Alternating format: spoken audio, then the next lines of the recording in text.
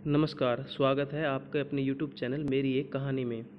आज हम पढ़ेंगे एक कहानी भूख की रजिस्ट्री, जो एक बंदर और मगरमच्छ की कहानी है। तो आइए शुरुआत करते हैं।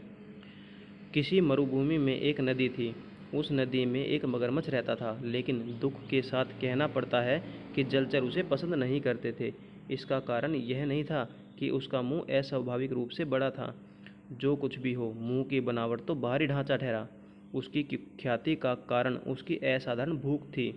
किसी ने ठीक ही कहा है कि जितनी अधिक भूख बढ़ती जाती है, उतनी ही अधिक लोकप्रियता भी घटती जाती है।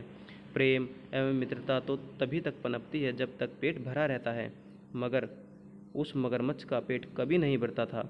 वह प्रत्येक को निगलने के लिए तैयार रहता था, अतः वह सबके बीच कुख्यात हो गया था।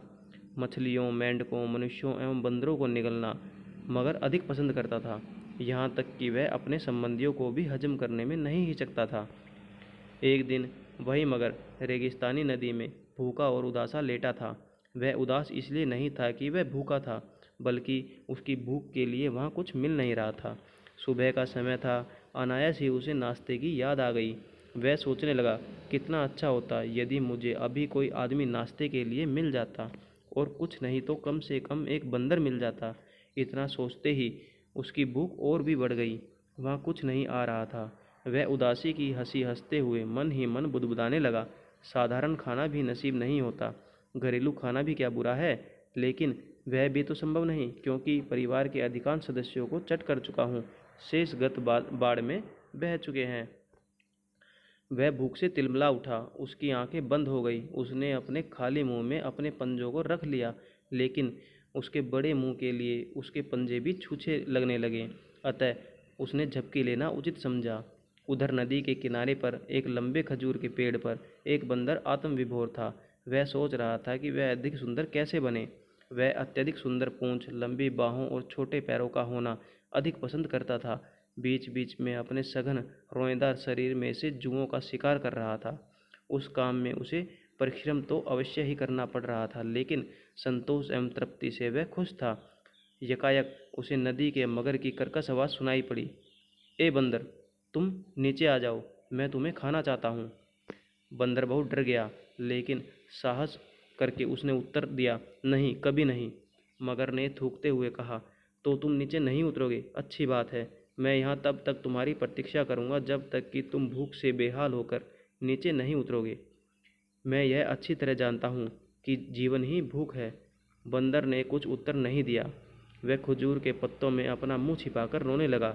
उसे अपने माता पिता और उस बंदरिया की याद आने लगी, जिसके साथ थोड़े दिनों में उसकी शादी होने वाली थी। लेकिन मगर की धमकी के सामने उसे अपना भविष्य अंधकार में लगने लगा। मरता क्या न करता। उसने मगर की ओर एक पका खजूर फेंकते हुए कहा, सुनते हो मगर भाई, क्या तुम्हारी भी रजिस्ट्री हो चुकी है? मगर ने कहा, कैसी रजिस्ट्री और किसकी रजिस्ट्री? मैं यह कुछ नहीं जानता। मैं तो तुम्हें खाना चाहता हूँ, और मैं वह करके ही रहूँगा। बंदर ने कहा, रेगिस्तान के सभी अच्छे लोगों ने अपनी रजिस्ट्री करा ली है। बिना रजिस्ट्रेशन के किसी का कुछ अस्तित्व नहीं। बंदर की सलाह ने मगर के दिमाग में अस्तित्व की बात जमा दी, क्योंकि मगरों के पास बड़ा दिमाग होता नहीं। हो भी कैसे, जितना मुंह बड़ा होता है, दिमाग भी उतना ही छोटा होता है। अतः मगर की विचार शक्ति समाप्त हो गई, और वह बोला, अच्छा, मैं अपनी रजिस्ट्री करा लूँगा, लेकिन यह तो बताओ कि रजिस्ट्री कहाँ होती है? बंदर ने खुश होकर कहा, रेगिस्तान रजिस्ट्रेशन ऑफिस में तुम्हें जाना पड़ेगा। मगर ने कहा, खैर, मैं वहाँ चला जाऊँगा, बशर्ते कि तुम मेरा यहीं इंतज़ार करते रहो। बंदर ने उछलते हुए कहा, क्यों नहीं, मैं तो तुम्हारी प्रतीक्षा में रहूँगा ही, क्योंकि मुझे तुम्हारी रजिस्ट्री का शुभ समाचार सुनना है। प्रतीक्षा एवं आशा ने मगर के भूखे शरीर में इतनी शक्ति ला दी कि वह तेजी से बालू पर रेंगता हुआ एक ऐसे स्थान पर जा पहुंचा जहां मोटे मोटे अक्षरों में लिखा था, रेगिस्तान रजिस्ट्रेशन ऑफिस। दफ्तर के द्वार पर पहुंचते ही मगर ने देखा कि आगंतुकों की अगवानी में एक गैंडा खड़ा है। वह सहानुभूतिपूर्वक मगर को अंदर ले गया, जहां दफ्तर के कामकाज में ऊंट, गिद्ध और बगेरा व्यस्त थे। कानूनी कार्रवाई रेगिस्तानी विशेषज्ञ ऊंट द्वारा की जा रही थी। वह अपनी लंबी गर्दन ऊंची करके बैठा था। उसकी गर्दन में सार्वजनिक ख्याति का एक तमगा भी लटक रहा था। गिद्ध सहायक की हैसियत से ऊँट की सहायता में तत्पर था। उसका सिर गंजा था। बगेरा वहाँ एक मेज पर बैठकर रजिस्ट्रेशन का काम निपटा रहा था। मगर ने जो ही वहाँ बैठे हुए लोगों को देखा तो उसके मुंह में पानी भर आया, क्योंकि वहाँ पर जितने भी बैठे थे वे सभी उसके प्रिय खाद्य पदार्थ थे। भूख के मारे उसका मुंह चटपटाने लगा। बगेरे ने मगर को डांटते हुए कहा, दांत खटखटाना बंद करो, क्या बदतमीजी है। मगर को क्रोध अवश्य आया, लेकिन वह चुपचाप बैठा रहा, क्योंकि उसे अपना रजिस्ट्रेशन जो करवाना था। ऊँट ने मगर से पूछा, तुम्हें क्या चाहिए। मैं अपनी रजिस्ट्री कराना चाहता हूँ। किस चीज़ की रजिस्ट्री। अपनी भूख की रजिस्ट्री। कैसी मूर्खता की बातें कर रहे हो। बगेरे ने धीरे से कहा, भूख तो सबके पास होती है, इसमें क्या विशेषता है। मगर ने लजाकर कहा, तो फिर मेरे बड़े मुंह की ही सही। तथा आहिस्ता से उसने अपने जबड़े बंद कर लिए। गिद्ध ने अपनी राय प्रकट करते हुए कहा, यह तो ठीक है कि तुम्हारा मुंह अत्यधिक बड़ा है, लेकिन बहुत से मनुष्य ऐसे भी हैं जिनके मुंह तुमसे भी बड़े हैं। यह सुनते ही मगर आग बबूला हो गया और अपनी पूंछ पटकते हुए चिल्लाकर बोला, कुछ भी हो मेरी रजिस्ट्री तो होनी ही चाहिए। बगेरे ने दहाड़ते हुए कहा, शांत रहो, नहीं तो निकाल बाहर किए जाओगे। ऊँट ने बिलबिलाकर कहा, भाई तुम शांति से क्यों नहीं बैठते हो। गिद्ध ने नम्रतापूर्वक कहा, भाई मगर तुम मेरी बात मानो तो तुम अपने दांतों की रजिस्ट्री करा सकते हो, क्योंकि जब तुम अपना मुंह खोलते हो तो वे अद्वितीय लगते हैं। इनकी रजिस्ट्री मिशिंग मशीन के ट्रेडमार्क के अंतर्गत हो जाएगी। बगेरे ने ऊँट से कहा, अच्छा आप रजिस्टर में से नाम तो पढ़िए। ऊँट पढ़ने लगा, पेटेंट नंबर 1 फनधारी सांप, अपने सिर की छतरी के लिए, विभाग सिर की पोशाक। पेटेंट नंबर 2 कंगारू, पेट की थैली के लिए, विभाग फैंसी पोशाक। पेटेंट नंबर 3 गेंडा, नाक के सींग के लिए, विभाग आभूषण। गिद्ध ने मगर से पूछा, अच्छा तुम यह बताओ, तुम्हें किस विभाग में रजिस्ट्री करानी है, आभूषण या पोशाक। मगर ने कहा, मुझे आभूषण या पोशाक से क्या लेना देना, मेरे लिए तो भूख ही जीवन मरण है, मैं केवल अपनी भूख की रजिस्ट्री कराना चाहता हूँ। गिद्ध ने कहा, लेकिन हम तुम्हारी भूख की रजिस्ट्री तो नहीं कर सकते। हाँ, तुम्हारे दांतों की कतरन तंत्र के पेटेंट के रूप में रजिस्ट्री की जाएगी। बघेरे ने गरज कर कहा, अब बकवास बंद करो। अच्छा लिखिए पेटेंट नंबर 4 विभाग रसोई घर का सामान। नमस्ते।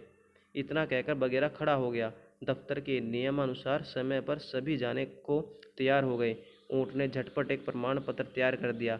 गिद्ध ने मगर की ओर बढ़ाते हुए कहा, यह रहा तुम्हारी रजिस्ट्री का प्रमाण पत्र, इसे सावधानी पूर्वक अपने पास रखना। यह एक प्रकार का आभूषण है, इससे अधिक कुछ भी नहीं। हाँ, इतना अवश्य है कि इससे तुम्हें आत्मसंतोष मिलेगा। तुम इसे भूलकर भी मत निकलना। मेरी शुभकामनाएं तुम्हारे साथ है। अच्छा, नमस्ते। जब मगर नदी में पहुंचा तो उसकी भूख और अधिक बढ़ चुकी थी। वहां बंदर का कोई पता न था। कमजोरी ने उसे पूर्णतः शिथिल बना दिया था। वह बहुत देर तक किनारे पर बैठकर सोचता रहा। बंदर की चालाकी और उसकी अपनी बेवकूफ़ी उसे और भी अधिक सता रही थी। उधर नदी में सभी जलचर अपने अपने शिकार पकड़ने में व्यस्त थे। भूखे मगर के मुंह से आवाज़ निकलना भी कठिन था, लेकिन उसने अपनी नव अर्जित विशेषता के प्रदर्शन को कुछ आवश्यक समझा और धीरे से कहा, मैं अब रजिस्टर्ड हो चुका हूँ, मैं खा नहीं सकता। मेरे मुंह में एक विशिष्ट प्राणी होने का प्रमाण पत्र है। छोटे मगर ने कहा, जो कुछ भी हो, तुम्हारे चेहरे से पता चलता है कि तुम ही बहुत भूखे हो। तुम अपने प्रमाण पत्र को यहीं किनारे पर रखकर मेरे साथ चलो, मैं तुम्हें पेट भरकर खाना खिलाऊंगा। मगर ने कहा, नहीं नहीं, वह बदमाश बंदर यह चुरा कर ले जाएगा। छोटे मगर ने कहा, मेरी बात मानो और इसे यहीं थूक डालो। ऐसा प्रमाण पत्र से क्या लाभ जो तुम्हें भूखों मार डाले। लेकिन प्रमाणित मगर टस से मस नहीं हुआ। अंत में छोटे मगर को क्रोध आ गया और वह हठी मगर का पिछला पैर पकड़कर अपने मुंह में डालने लगा। बेचारा मगर डर के मारे अपने प्रमाण पत्र को निगल गया। अब तो उसकी और भी बुरी हालत हो गई और कुछ ही दिनों में वह चल बसा।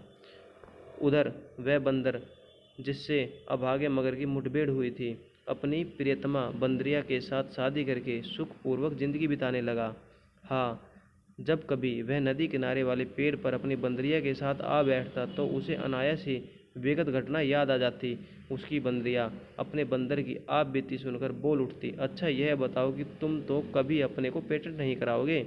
और बंदर अपनी पूंछ को उसके गले में लपेटते हुए कहता, छी, मैं उस मूर्ख मगर की तरह थोड़े ही पागल हूँ। धन्यवाद। ऐसी ऐसी कहानियाँ सुनने के लिए सब्सक्राइब करें हमारा चैनल। धन्यवाद।